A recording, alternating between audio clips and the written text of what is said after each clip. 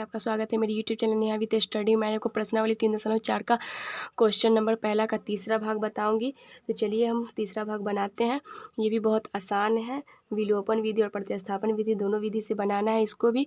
तो चलिए हम वीडियो को शुरू करते हैं। अगर आपको मेरी वीडियो अच्छी लगे तो प्लीज़ एक लाइक करें, शेयर करें। अगर आप मेरे चैनल पर नए हैं तो प्लीज़ मेरे चैनल को सब्सक्राइब करें, बेल आइकन पर क्लिक करें ताकि हमारी सारी वीडियो आप तक सबसे पहले पहुँचे। तो चलिए हम क्वेश्चन को बनाते हैं। पहले हम बनाएंगे विलोपन विधि से, उसके बाद फिर हम बनाएंगे प्रतिस्थापन विधि से। तो पहले हम बनाएंगे इसको विलोपन विधि से। तो ऊपर लिख लेते हैं विलोपन विधि।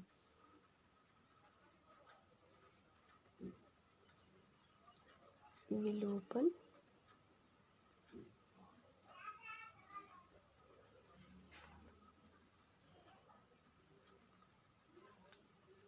ठीक है।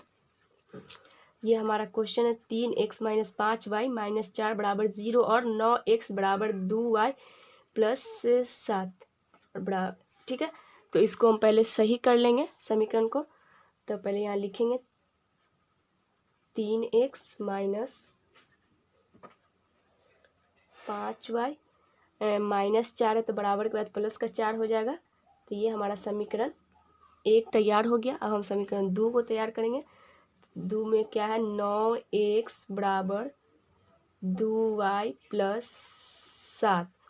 तो इसको हम एक जैसा कर लेंगे। तो 9x बराबर हटेगा तो -2y हो जाएगा, प्लस का है -7 = 0। तो 9x - 2y -7 है तो बराबर के बाद +7 हो जाएगा। ये हमारा हो गया समीकरण 2। ठीक है, अब हम एक साथ लिख लेंगे। अब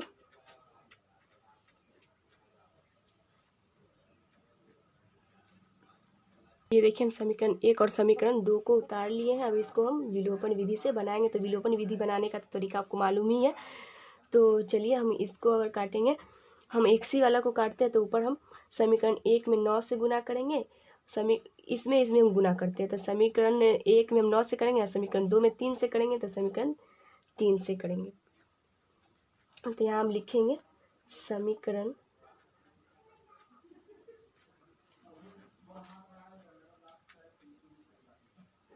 समीकरण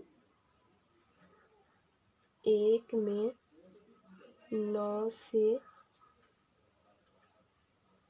गुना तथा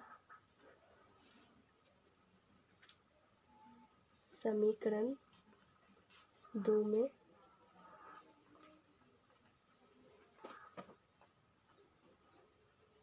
3 से गुना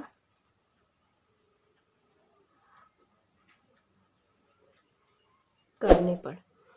तो यहाँ हम गुना करेंगे, 9 तिया हो जाएगा हमारा 9 तिया हो जाएगा 27x 9 तिया 27x माइनस है तो माइनस देंगे, 9 × 5 = 45y = 9 × 4 = 36। अब नीचे हो जाएगा फिर मेरा 9 तियाई 27x - 3 दूना 6y = 7 तियाई 21। अब हम यहाँ लिखेंगे घटाने पर।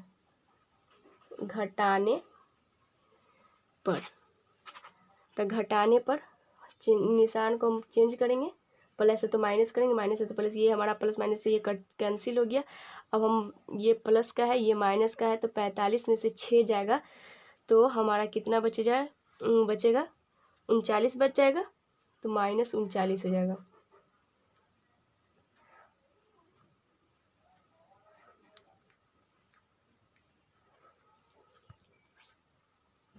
-45 में से 6 जाएगा तो मेरा -39y बराबर हो जाएगा 36 में से 21। तो यहाँ देखिए 15 बच जाएगा, 6 में बचेंगे 15, इधर 39 है तो इसीलिए y बराबर हो जाएगा 15/39। तो ये माइनस है तो माइनस नीचे रहता, दोनों में रहता तो दोनों में रहता, लेकिन नीचे है तो ये माइनस ऊपर चला जाएगा, नीचे का माइनस जो है ये ऊपर चला जाता है। अब हम इसको काटेंगे, 3 से काटेंगे, ठीक है। तो 5 तिहाई 15, 13 तिहाई 5 तिहाई 15, 13 तिहाई 39।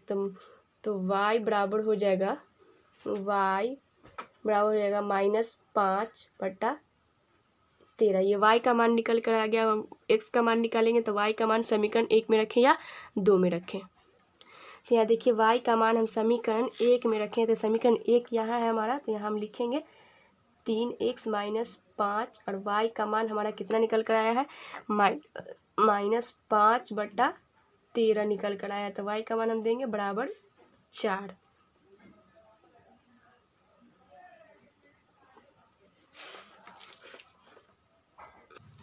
तो यहाँ देखिए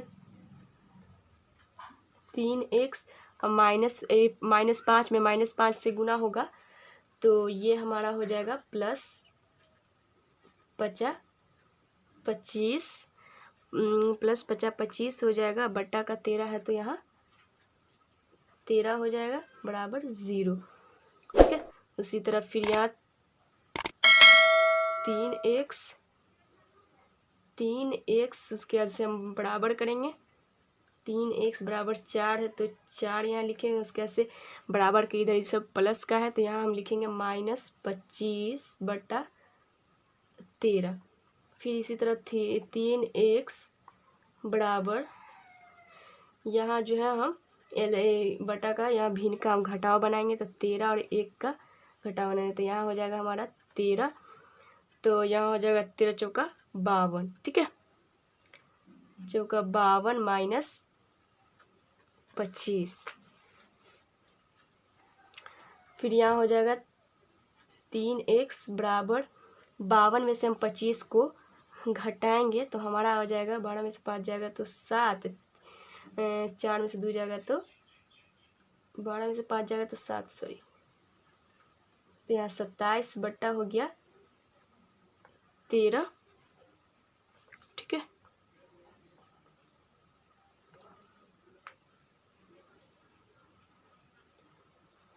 अब यहाँ देखिए 3x बराबर 27/13, तब ये बराबर है तो क्रॉस मल्टीप्लिकेशन गुना होगा, तो 13 का 13 13 39 हो जाएगा, तो 13 तिहाई 39, x बराबर 27 हो जाएगा, बराबर 27। तो इसीलिए x बराबर हो जाएगा 27/39।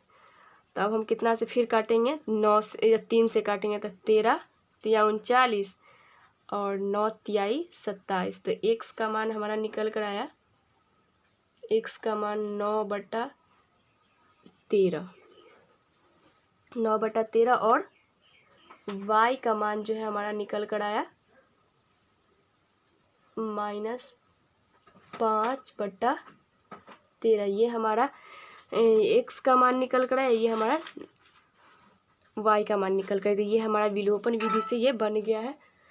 तो इसको देखिए हम विलोपन विधि से ये हमारा बन गया है। तो इसी तरह हम इसको प्रतिस्थापन विधि से बनाएंगे तो उसका भी आंसर हमको इतना ही आना चाहिए, x का मान 9/13 और y का मान -5/13। अगर नहीं आया तो हमारा प्रतिस्थापन विधि या विलोपन विधि में कहीं ना कहीं गलत ही होगा। तो चलिए ये विलोपन विधि से बन गया। अब हम इसको इसी क्वेश्चन को प्रतिस्थापन विधि से बनाएंगे। तो पहले यहाँ हम लिख लेते हैं प्रतिस्थापन विधि। प्रतिस्थापन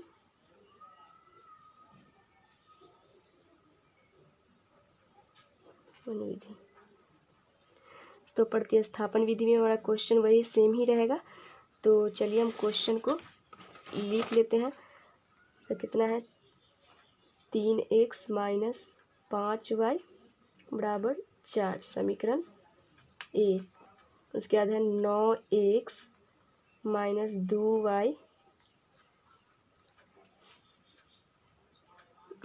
2y बराबर 7।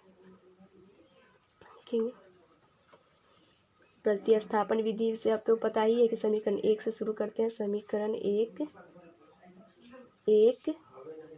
से चलिए समीकरण 1 से, तो समीकरण 1 लिख लिया। अब हम इस x का मान निकाल लेंगे समीकरण 1 में। तो 3x बराबर 4 है, माइनस y है तो प्लस 5y हो जाएगा। इसलिए x बराबर हो जाएगा 4 + 5y बटा 3। ये समीकरण 3 निकल गया। अब हम x का मान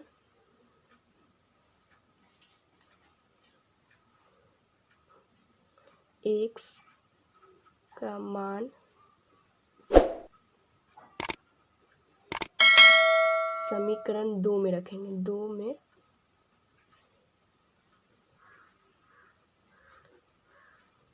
रखने पर, ठीक है, x का मान समीकरण 2 में रखने पर, तो समीकरण 2 लिख लेते हैं पहले। तो यहाँ देखिए समीकरण 2 उतार लिए हैं, तो x की जगह पर हम x का मान जो निकाले हैं वो रखेंगे 4 + 5y बटा 3। ये हमारा x का मान हो गया। उसका -2y है तो -2y देंगे।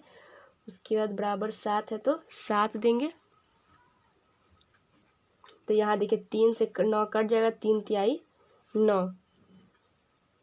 तो 3 में 4 से गुना होगा तो 3 चौका 12 + 3 × 5 = 15y -2y बराबर 7। इसी तरह फिर करेंगे। अगर ये चर राशि को एक साथ करेंगे, चर को एक साथ, तो 15y -2y, तो 15 में से 2 जाएगा तो 13y हो जाएगा। 13y बराबर 7 है, ये प्लस में है 12, तो इधर आएगा तो माइनस में 12 हो जाएगा। तो 13y बराबर 12 में से 7 जाएगा तो -5, इसलिए y बराबर हो जाएगा -5 बटा 13। देखिए y का मान हमारा -5 बटा 13 आ गया। अब हम y के मान को समीकरण 3 में रखेंगे। y के मान को समीकरण 3 में रखने पर, समीकरण 3 में रखेंगे तो हमारा x का मान निकल जाएगा 4 + 5y बटा 3।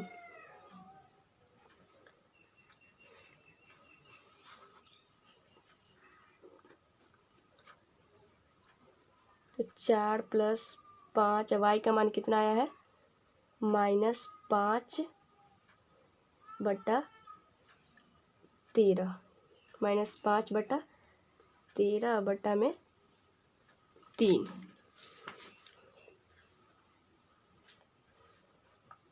उसके बाद से यहाँ देखिए फिर x बराबर हो जाएगा 4 प्लस माइनस 25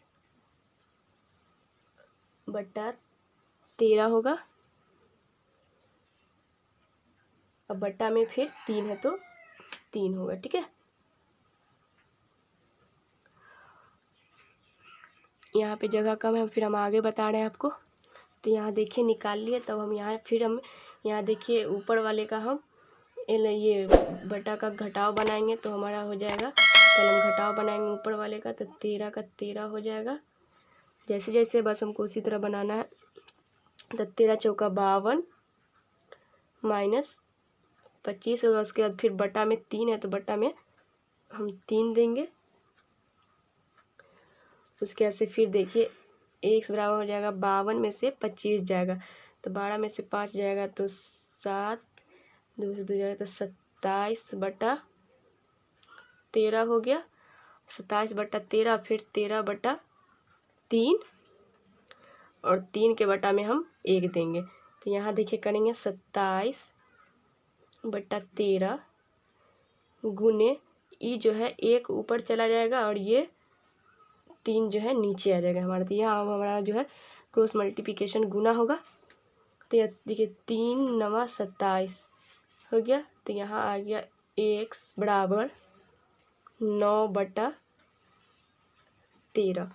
इस तरह का अगर रहता है जैसे कि 27 बटा 13, 13 बटा 3, तो उसमें हम 1 करके और तिरछी ये तो सेम का सेम हम लिख देते हैं और इसको हम उल्टा कर देते हैं, इसको ऊपर कर देते हैं, इसको नीचे कर देते हैं। ठीक है, तो ये x का मान हमारा 9/13 आ गया और y का मान जो है हमारा -5/13 आ गया। तो यही हमारा आंसर हो गया। और विलोपन विधि में भी हमारा x का मान 9/13 और y का मान -5/13 आया था। तो दोनों सेम हो गया, विलोपन विधि और प्रतिस्थापन विधि दोनों का आंसर जो हमारा सेम मिल गया। तो उम्मीद करती हूँ यहाँ तक आपको समझ में आ गया होगा। अगर समझ में आ गया है तो मेरे वीडियो को पॉज करके आप अपने कॉपी में ये सारे क्वेश्चन जो मैं बताई हूँ सारे को उतार लें, ताकि आपको फिर से समझ में आ जाए। अगर आपको मेरी वीडियो अच्छी लगे तो प्लीज़ एक लाइक करें, शेयर करें। अगर आप मेरे चैनल पर नए हैं तो प्लीज़ मेरे चैनल को सब्सक्राइब करें, बेल आइकन पर क्लिक करें, ताकि हमारी सारी वीडियो आप तक सबसे पहले पहुँचे। तो चलिए फिर हम आपको कल एक नई वीडियो के साथ फिर मिलेंगे।